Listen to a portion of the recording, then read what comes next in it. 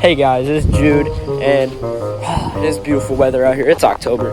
October has so many fun things, like my birthday, but most importantly, we have Illinois high school postseason for cross country. So, today I got 7 segments that I'm going to be going over. Exciting things to look out for. I'm going to spectate, and I've been looking at the rankings. I've compiled some things for us today that we're going to look over. So, got my cup of red 40 with me. So, let's begin. Nice. All right, we got some very exciting stuff. Okay, we are 6 days away from regionals, 13 days away from sectionals, and just 20 days away from the state at Detweiler Park. So, let's start with my first exciting thing that I'm looking for. In the 2A boys category, we have Carson Kaiser from Maple Park, Caneland, and Clyde Berger from Olney Richland County. Okay, these 2 boys, they're both sophomores in 2A. Okay, they raced previously at first to the finish meet. I was not there. Unfortunately, I didn't see the battle. I didn't see if Berger got outkicked or if he got hawked down and just gapped. But Carson Kaiser did take the win by 6 seconds with a 14:28 as a sophomore. This guy's like 15, 16 years old, and he's running that. That's just crazy to me. But Kaiser is second in the state, and Berger is number 3. Who is in first? Shoot. I forgot his first name, but Weber is a senior, and he is number 1. He's really fast. I think he's for sure going to take the win at state, but it would be really cool to see a sophomore take the win at Detweiler, so we'll see. All right, my second exciting thing that I have found is that number 2 and number 3 in the state for 3A are from the same city. This rivalry of Plainfield North and Plainfield South. Okay, Plainfield North, their top runner is a 14:37, which is pretty crazy. And then their 5 runner, the last person to score for them is a 15:24. So their spread is 47.1 seconds, and yeah, that's pretty crazy. Plainfield South is seeded in their sectional just 3 points behind Plainfield North. Plainfield South is a 14:43 top runner and a 15:15 for their 5 runner. So they're more compact. Their spread is 32.8 seconds, but their top runner is not as fast. So really just exciting stuff to see. They had an intercity meet where just these 2 teams went head to head. That's just crazy to me. It's really exciting stuff because they're number 2 and number 3 in 3A. In their sectional, Plainfield North is projected to win. They have 64 projected points, and Plainfield South has 6-7. Sorry, that wasn't funny. I'm sorry, guys.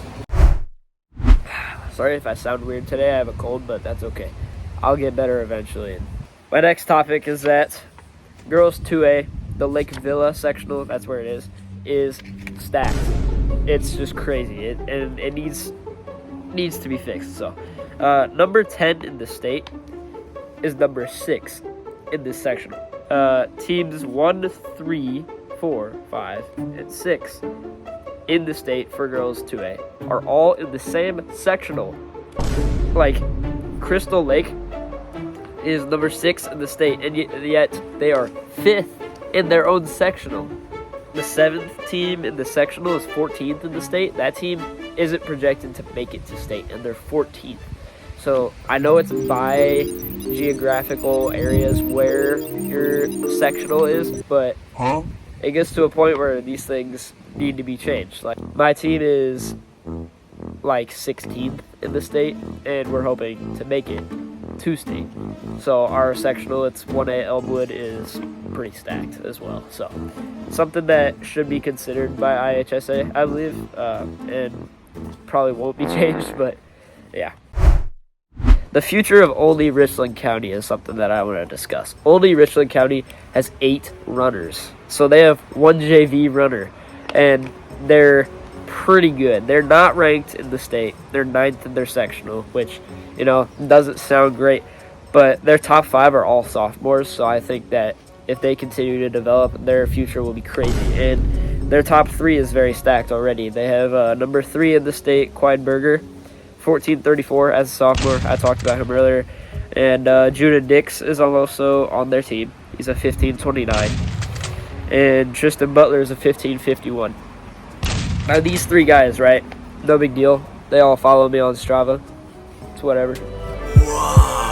Anyway, they just run together all the time. I see their activities. They're always linked together. They're always running together.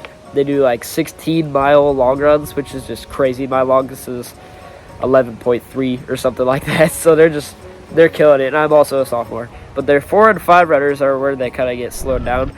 They are in the 17s, which it's not great for a state team. And chances are they won't make it this year, which is pretty unfortunate. But these 3 guys have a chance. All of them have a very good chance to make it. So my prediction, first prediction on this channel, 2027, so their senior year, only Richland will be a top 5 team in the state, I think, if these boys continue to progress like they have been. I've raced against Tristan Butler a few times. He's really just dominant, and he's the slower of this little friend group. So I'm looking forward to seeing them compete. So best of luck to Oldie Richland County in the future. Lake Zurich sophomore Karanveer Patil. Karanveer Patil in 8th grade won state. I think he was in 4A. He won with like a 10:09 or something as an 8th grader. So pretty fast stuff, right? As a freshman last year at state, he ran a 14:30.9 as a freshman. He was the top freshman that day, November 2nd, I think it was. You can look it up. It was really crazy because as a freshman running a 14:31, you think like that person, they're in their prime, right? But he's a freshman, but he hasn't surpassed that clocking this year except one time he did it, and often his races are around 14:40, which is just awful, 14:40. That's only like 2 minutes better than my PR. Karanveer Patil is ranked number 5 in the state, and his teammate is ranked number 2. But their team is ranked, Lake Zurich is ranked number 6 in 3A. So, Cameron Libby is his teammate. That's number 2. He's really exciting this year. He has the top time this year in the state, so for all A's as well. So we'll talk more about him later, actually. But yeah, Lake Zurich is a promising team, and they're pretty exciting this year. So looking forward to seeing them at state. All right, I'm back. I had to blow my nose. I was starting to sound like, Bart Simpson if he had a deathly illness. So anyway, we're back. My next topic is 1A girls, Effingham St. Anthony's Isabella Keller. Really dominant this year, 15:51 clocking at the Spartan Classic this year. The Spartan Classic is it's a pretty interesting meet. It's entirely on road. It just goes through the town, which I think is really cool. It either starts on the finish or finishes on the track. I'm not sure, but very cool. It's a valid 3-mile course. I checked one of my friends who was there. I checked his watch. It was a 3.01, so it's a valid course.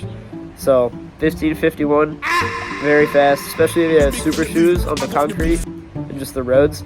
It'll be a really fast time. So will it translate over to grass on the day of sectionals and state? I don't know, but very impressive. Her PR remains from last year. It was 15:39. She's really dominating right now. Number 2 in the state, Sundara Weber from Sandwich, is 16:18, and that's the second best time this year for girls. Yeah, it's really just not close. It's very exciting stuff. It's gonna be fun to see for sure. All right, my last topic here is sub 14 watch. Are we gonna have any sub 14-minute 3-milers this year? Is it impossible? No. Is it likely? Absolutely not. Gosh. Damn. All right. The closest to a sub 14 that we have is a 14:18 this year. That's Cameron Libby from Lake Zurich. Really just not that close to sub 14. Another close contender that we have is Philip Kubiel from Downers Grove North. He has a PR of 14.12, but this year he's been 14.27. There's a lot of things that could happen. He could be sick, could be coming off injury. I'm not gonna make it. But he's not as close. I think the favorite is obviously Cameron Libby, because the top 4 in the state, hopefully I have a picture put up whenever this is edited. The top 4 times this year in Illinois are all from the same meet, which obviously the logical thing is that's a short course, which could be. So in that case, I'm not sure. If those 4 times were invalid, I'm not sure who would have the top time right now. Liam Bettis is one to watch from Taylorville. The whole Taylorville team is pretty good. They dominate the meets that my school is also at, and they're about 8th in 1A. So number 1 ranked right now is Chaz Obergfell. No big deal, but I started a race and went out with Chaz. That wasn't planned. I just went out hard and didn't really slow down. So I have a picture though. I'm right up there at the front of the pack with Chaz Obergfell for about 400 meters, and then I died. So that was a terrible season opener. We're not going to talk about it, but anyway, yeah, exciting stuff in 1A. So yeah, that's all I got today. Okay, first video, right? I'm injured. I have a small tear in my meniscus.